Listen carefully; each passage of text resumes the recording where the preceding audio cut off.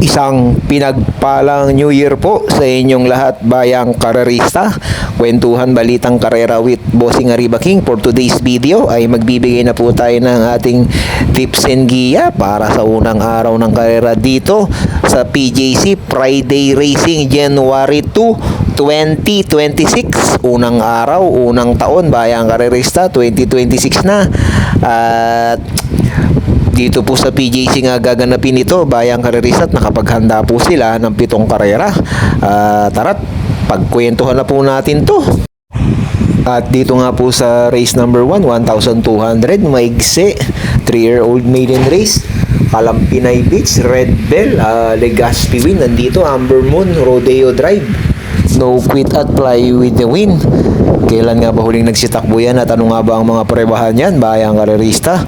Tingnan po natin, let's go! Racing, Yacht Bell looking for the lead. Kalampinay Beach racing in second. Audi Bell is racing in third.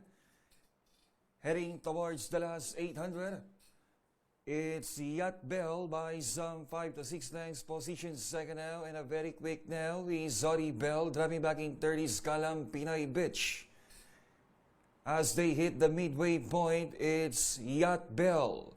Yacht Bell by 4 lengths. Closing in now is Audi Bell. Then another gap by Kalampinay Beach still in behind them. Rounding the far turn, it's Yacht Bell. Expanding its lead now by some 4 to 5 lengths lead. Still in second is Audi Bell, and a very close third on the outside is Kalampinay Beach.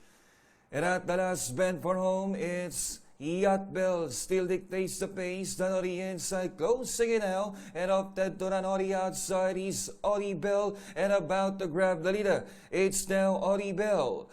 Audi Bell now the leader by 2 lengths over Yacht Bell. Still in third is Kalampinay Beach.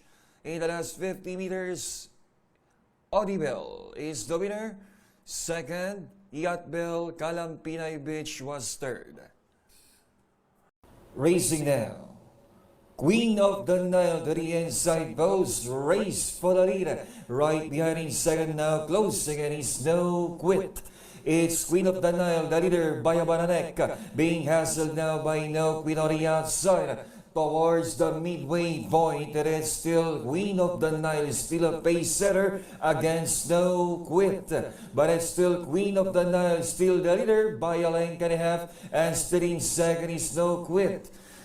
And they move to the fourth turn. It's Queen of the Nile, this time widening up now by some 2 lengths against No Quit, now trying to come back once again. And as they race at the last 400, it is still Queen of the Nile being tackled now by No Quit on the outside. Towards the final home turn, it is still Queen of the Nile is still in front. This time back to 2 lengths lead against No Quit is still in second, and down the stretch they come. It is still Queen of the Nile by 3 lengths over No Quit is stuck in second, and nearing the payoff line, it's all Queen of the Nile, a wire-to-wire finisher against No Quit. At yan nga po ang naging takbo ni No Quit noong December 13, barrier trial niya sa PJC 1,200 nang makakalaban niya yung magaling na Queen of the Nile. 1.14 dito si No Quit, palagay ko meron pa to si No Quit. At yun naman pong kay Kalampinay Beach, palagay ko kung hindi 1.15, 1.16 yun nang makakalaban niya yung Yacht Bell na magaling na kabayo ng Bell Racing. Malamang yan si Yacht Bell. So yan nga po, Kalampinay Beach at No Quit. At ito naman po yung barrier trial ni Legazpi win noong November 30, 1.21 sa 1,200. Pero bago ibakasyon niya si Legazpi win, alam ko matuling kabayo din yan. Hindi siguro yan ang totoong preba niyan, yung 1.21 sa 1.2 Legazpi win. At ito naman po ang isa sa mga latest run ni Amber Moon last November 26, kung saan nagtala siya ng 1.14 ng mga kalaban niya si Lapindarin at si Black Prism. Third placer dito si Amber Moon. At nandito din po si Flywin. Fourth placer naman siya at nagtala ng 1.16. At nandito din po si Red Bell na nagtala din naman ng 1.16. Bali ito, Amber Moon, Flywin, Red Bell, bayang karerista, makakalaban din po nila yan sa race number 1 ngayon. PJC 1,200 meters din po ang tinakbuhan yan last November 26. At ito naman po ang isa sa mga latest run ni Rodeo Drive, last December 18. At ito, pumang-apat siya dito, Rodeo Drive kay Justifiably So Concrete Solution at Yugo Blue. At nagtala din naman to ng 1.14. At Rodeo Drive, mukhang may buti din po yung kabayo na yan. So yun nga, bayang karerista, at nakita nga po natin yung mga huling takbo nila at huling mga prebahan nila. Kompleto po, at dito po first choice ko numero 5, No Quit. At nakita nyo naman, sumusunod lang kay Queen of the Nile. Mukhang marami pa to, si No Quit. Si Queen of the Nile, tumakbo nung nakaraan niya, kinalaban yata niya si Red Queen. Ang galing, lumutya pa ng konti. At nakita nyo naman yung barrier nila, sinusundan lang ni No Quit. Magaling na kabayo po yun, si Queen of the Nile. So yan ang pili ko.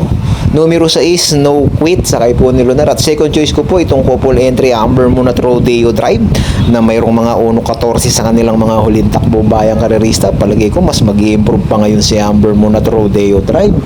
Si Elad Vincula at Jamie Storke. So dito po, dalawa na lang po ako. Kayo na bahala magdagdag bayang karerista. 5 at 4 po ako. Good luck po dito sa race number 1. At dito na po tayo sa race number 2. 1,400 meters po ang distansya dito. Dito po itong numero 4 na si Mr. Bond, galing po sa panalo yan. At medyo mababa lang po yung mga nakalaban. At palagay ko bayang karerista, ito naman si Fearless. Laging nalalyamado, laging naiiwan or pinapaiwan. Hindi natin alam bayang karerista kung naiiwanan ba talaga o pinapaiwan. Hindi natin alam. Pero mababa talaga yan si Fearless. Yan ang first choice ko.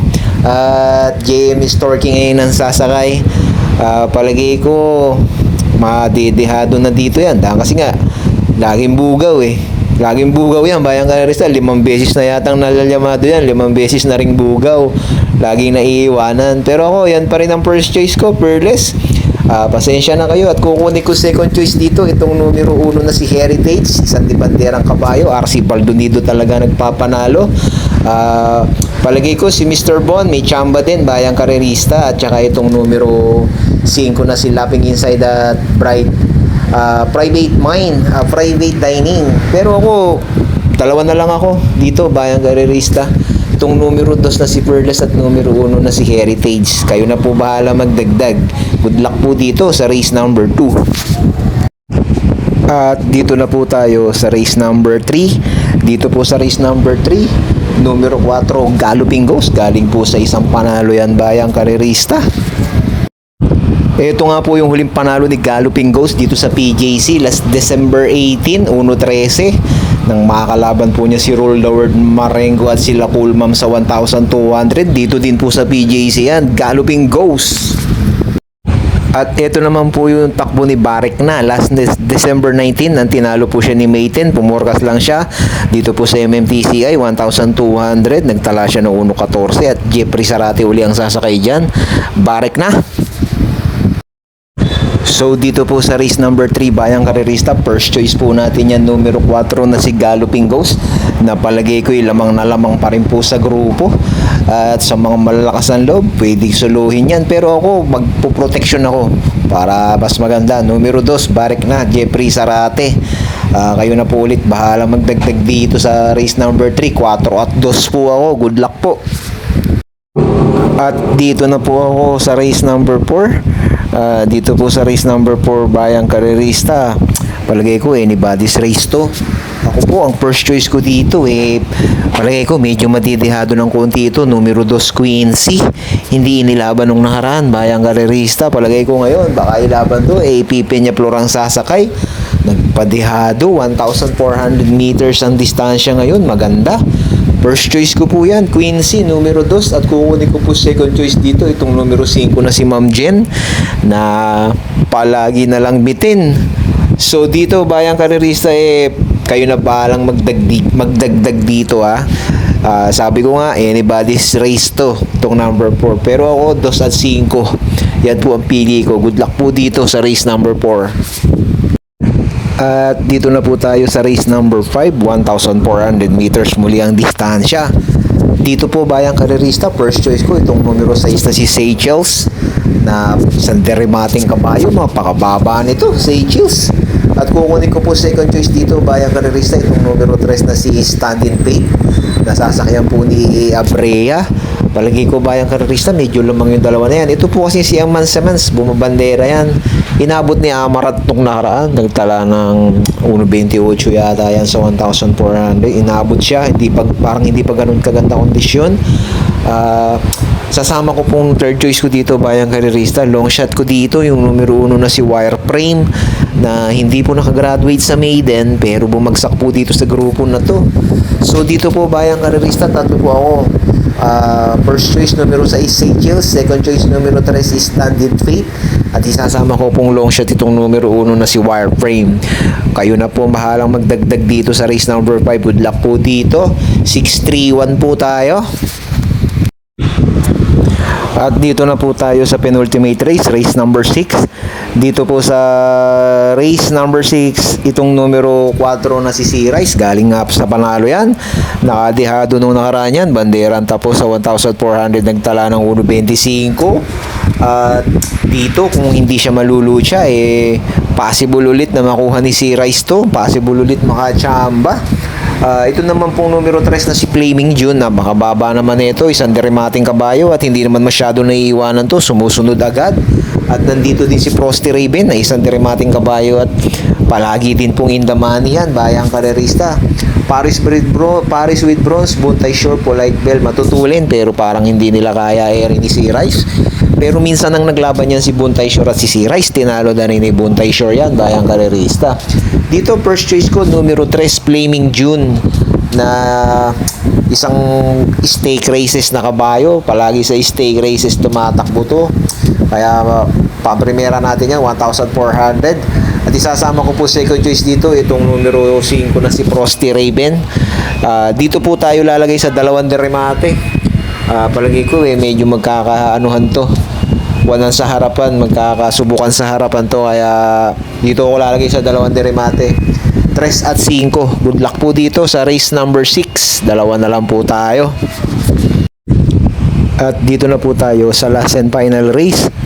Dito po sa last and final race, nandito yung numero 4 na si Milania, nasasakyan po ni Opie Cortez. Medyo may kababaan po sa laban to si Milania, bayang karerista. At ito naman po si Mendel Bell, bayang karerista, maganda po ang tinatakbo niyan. At maganda rin po ang kinikilos niyan, bayang karerista, Mendel Bell. Tingnan nga po natin yung mga latest run nito dito sa race number 7. To the other path, jams 40 in the middle portion is Bosuno now to take the early lead. It's now Bosuno, then right behind in second, moving up out of the inside, a long shot through blue. Then running third by the middle is Mendel Bell. In between those two is entry number 3, that is VG, followed by Love on top, Dennison. Then second last is Keynote Speaker, now pass approaching, and third in the group is Sweet the Money, but not far behind. And they move to the fourth turn. It's now entry number 5, True Blue, the longest shot by Alain Canepa. Once again, closing in is Mendel Bell together with Bosuno in the middle. And working hard on the outside, and a very fast now on the far outside in yellow cap. And that is VG, that's the favorite as they race the final home turn. It's Mendel Bell. Mendel Bell, the leader by 2 lengths, and coming quickly down on the inside now is VG. And down the stretch they come, Mendel Bell and VG matching their stride. It's now VG and Mendel Bell fighting it out, but VG gets a length and a half advantage against Mendel Bell. Sweet the Money, and here's the finish line. VG wins the fourth race over Mendel Bell. Sweet the Money. Then comes Dennison. At yan nga po yung huling takbo ni Mendel Bell last December 18 nang makakalaban po niya si BG.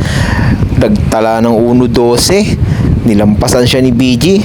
Mendel Bell, maganda tinatakbo ngayon yan. At ito naman po si Milania, mayroon din siyang 1.12 dito sa 1,200 sa PGC nang talunin siya dito ni Authentication at ni Over Assuming last November 28 to. Milania. At ito naman ang latest run ni River South nung pumurka siya kay Captain Det, nagtala ng 1.28 last December 24 sa 1,400 dito din po sa PJC River South. At ito naman po yung barrier trial dito sa PJC ni Boy Hulo. Galing sa bakasyon yan last December 24. Nagtala ng 1.15 dito sa 1,200 sa PJC Boy Hulo. Makakalaban nila ngayon nila Milanya yan. So dito nga po sa last and final race number 7, syempre first choice natin yung Milanya, malamang malalyamado yan. Kabit ni Frosty Raven yan. Numero 4 Milanya at syempre kunin nating second choice itong maganda itinakbo nung nakaraan numero 8 Mendelbel. Nasasakyan po ni JB Gira ngayon. At isama po nating third choice dito bayang karerista itong kabayo ni Big Boss James numero 7 si Matikas. So dito magtatatlo po ako sa last and final race. Kayo na po bahala magdagdag dito bayang karerista. 6, 4 Melania, 8 Mendelbel at 7 Matigas. Tatlo po tayo bayang karerista 4, 8 at 7. Good luck po dito sa race number 7 at good luck po sa inyong lahat sa araw ng Friday, sa unang araw ng 2026 January 2 PJC Racing. Salamat po at sa huli kayo pa rin po masusunod bayang karerista. Happy New Year po sa inyong lahat at shoutout po sa ating mga idol, sa ating mga bayang karerista, shoutout po sa ating mga kaibigan, shoutout po sa inyong lahat. Maraming salamat po.